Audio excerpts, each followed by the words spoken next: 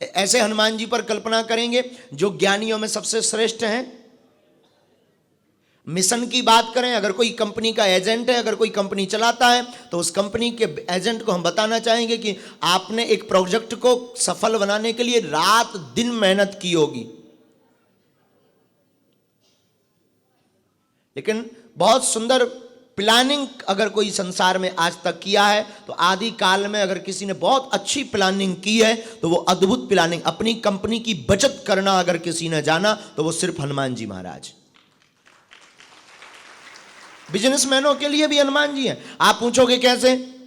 बिजनेसमैनों के लिए हनुमान जी इसलिए हैं कि अपनी कंपनी का, अपने घर की बचत कैसे करनी है, हनुमान जी से सीखो।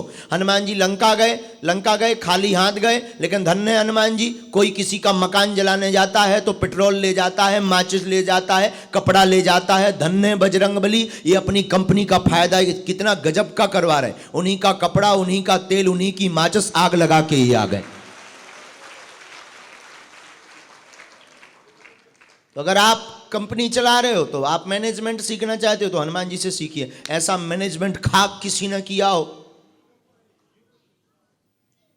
कंपनी वाले अपने प्रोडक्ट का प्रचार करते हैं तो वो पहले डेमो दिखाते हैं, डेमो ले जाते हैं। मंजन वाली कंपनी जो होती है तो वो कहते हैं पहले मंजन करो, दांत साफ हो, क्लीन हो, वाइट हो, तब लेना। लेकिन धन्य है हनुमान जी, उन्हीं की लंका, उन्हीं का तेल, उन्हीं की आगी, उन्हीं का कपड़ा, उन्हीं के मकान जला के ये चले आए, प्रचार राम जी का कर दिया कंपनी का। गृहस्थी में कोई ऐसा संसार का व्यक्ति नहीं है जो हनुमान जी से कुछ नहीं सीख सकता। अगर कोई योगी है तो हनुमान जी बराबर योग साधना भी कोई नहीं जानता।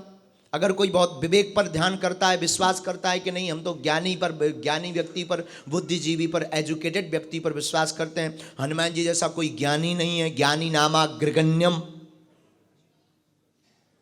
हनुमान जी जैसा कोई बुद्धिमान नहीं।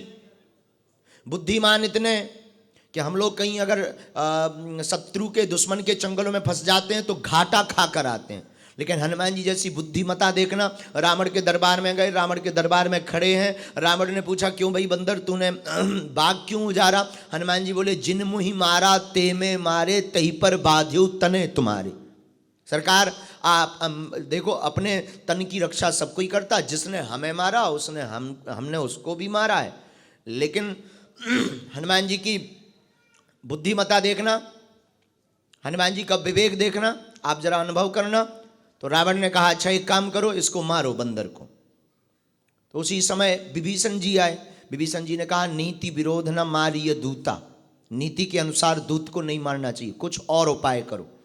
हनुमान जी ने सोचा ये गड़बड़ आ गए, अगर मारेंगे तो हम भी मार दे, लोग मामला फाइट से शांत हो जाता। लेकिन अब ये नए प्रसंग खड़ा कर दिया इन्होंने कहा मारो मत, कोई और करो। अब पता नहीं ये क्या करने वाला 10 मूड का आदमी। रावण के भी 1-2 खपड़िया हो तो ठीक है, नागपुर में 1-1 खपड़िया वाले क्या क्या नहीं कर रहे। अब आप विचार करो 10 खपड़िया एक साथ लगी हो। अब खपड़िया की बात आई तो नागपुर में 1 खपड़िया वाले आदमी ने सनातन का क्या डंका पूरे देश में बजा दिया। हम बोलेंगे नहीं क्योंकि हम राजनीतिक गद्दी के नहीं हैं, हम व्यासपीठ की महिमा के, आप समझ जाओ। 1 खपड़िया के आदमी ने क्या चक्कर घुमाया हनुमान चालीसा का, ताकत दिखा दी हनुमान चालीसा की।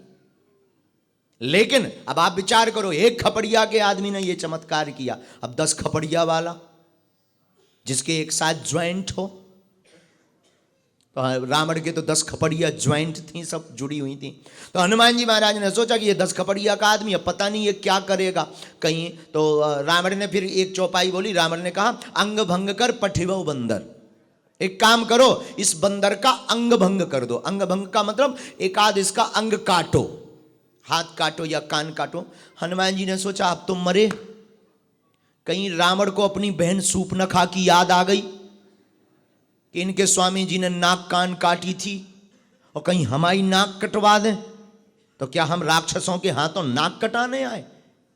अच्छा कान कट जाए नो प्रॉब्लम। हनुमान जी ने सोचा कान कट जाएंगे, हम कपड़ा बांध लेंगे, टोपा पहन लेंगे, कोई पूछेगा तो कहेंगे भाई हमको तो ठंडी बहुत लगती। लेकिन नाक कट जाए तो करें क्या? अब उस जमाने में तो मास्क चलता नहीं था, वरना हनुमान जी सोचते कि मास्क लगा लेंगे। आज के ज़माने में हमने ये प्रसंग कहीं बोला तो एक लड़का खड़ा हो गया, हमने कहा भाई कान कट जाए तो कोई प्रॉब्लम नहीं है, टोपा पहन लो, पर नाक कट जाए तो क्या करोगे? एक लड़का खड़ा हुआ, बोले गुरुजी मास्क लगाएंगे।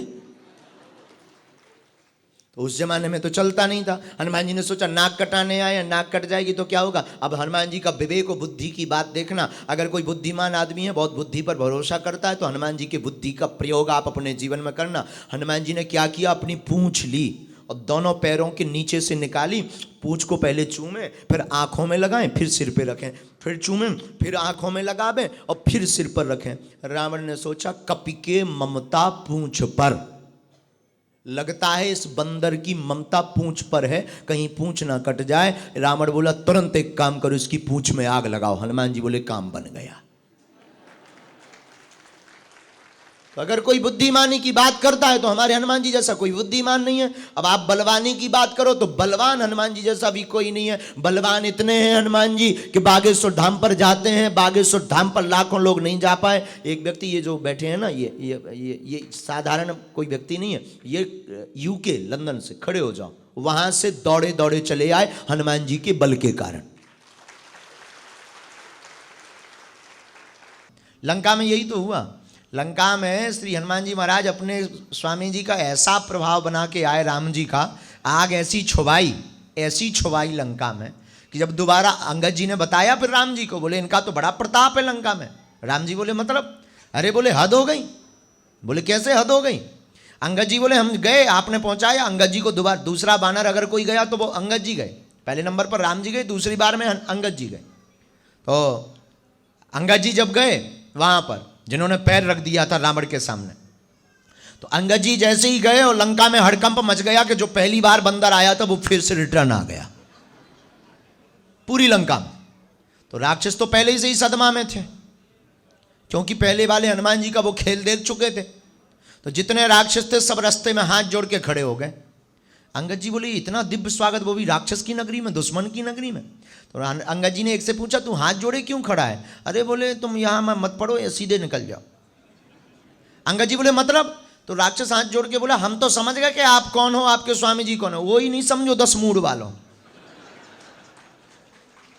हाँ। इतना खौफ हनुमान जी का, इतना खौफ हनुमान जी का। अंगद बोले 10 मूड मतलब? 10 सिर मतलब? अरे 10 सिर 10 आनंद हो। तो ये तुम इशारा क्यों कर रहे हैं? बोले हम लोग रास्ता क्लियर किए हैं कि ये है, बाकी ये तो सब डेंजर एरिया है, निशाना वहां लगाओ। तो अंगद ने बताया राम जी को, बोले गजब हो गया। बोले पूरे नगर में हल्ला हो गया कि जय ही जा रहा नगर प्रथम, जिसने पहली बार नगर आकर के जलाया था वो बंदर फिर से रिटर्न आया है। हद तो ये हो गई। अंगद जी बोले हमने अपनी आंखों से देखा कि छोटे छोटे बच्चों को सब कमरों में छिपा रहे हैं राक्षस। किसी ने पूछा क्यों? बोले ये आदमी दोनों खतरनाक है। और पता है हनुमान जी का नाम लंका में क्या रखा था? मरकट। क्या रखा था? मरकट। हनुमान जी नहीं, मरकट। नाम तो जानते नहीं थे वो, इसलिए मरकट नाम रखा था। मरकट क्यों? हनुमान जी मारते भी थे और काटते भी थे, तो दोनों को मिक्स करके उन्होंने मरकट सीधा रख दिया। तो वो राक्षस आपस में बात कर रहे, बोले फिर से मरकट आ गया, मारता भी और काटता भी।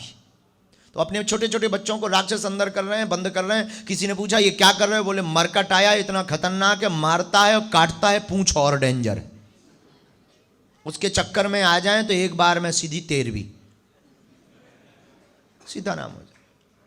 तो प्रभाव जमाना अगर किसी से सीखना है अपनी कंपनी का, तो वो हनुमान जी से मैनेजमेंट सीखें। हनुमान जी महाराज ने ऐसा मैनेजमेंट लंका में जमाया कि दोबारा अन्य बंदर भी गए तो उनको भी उसी दृष्टि से देखा जा रहा, सब हाथ जोड़ करके खड़े हुए। विश्व के व्यापक मैनेजमेंट गुरु इस संसार में कोई है तो उनका नाम है श्री हनुमान जी, और कलयुग के राजा हैं। आप कहीं से भी ले लो, किसी भी विषय से आप हनुमान जी को आप अनुभव करो। कभी श्री हनुमान जी का चरित्र बहुत अनुकरणीय है, ये व्याप्त हैं, विश्व व्यापक हैं। मतलब ये कोई सिर्फ सनातनी या कोई राम जी की उपासना करने वाले या सिर्फ शंकर जी की उपासना करने वाले लोगों के लिए ही पूज्य नहीं है। जिनको मर्जी आवे वो उनको ध्या सकता है। और आपको किसी भी गांव में शिव जी का मंदिर मिले ना मिले, राम जी का मंदिर मिले ना मिले, पर हमारे प्रभु का मंदिर जरूर मिल जाएगा।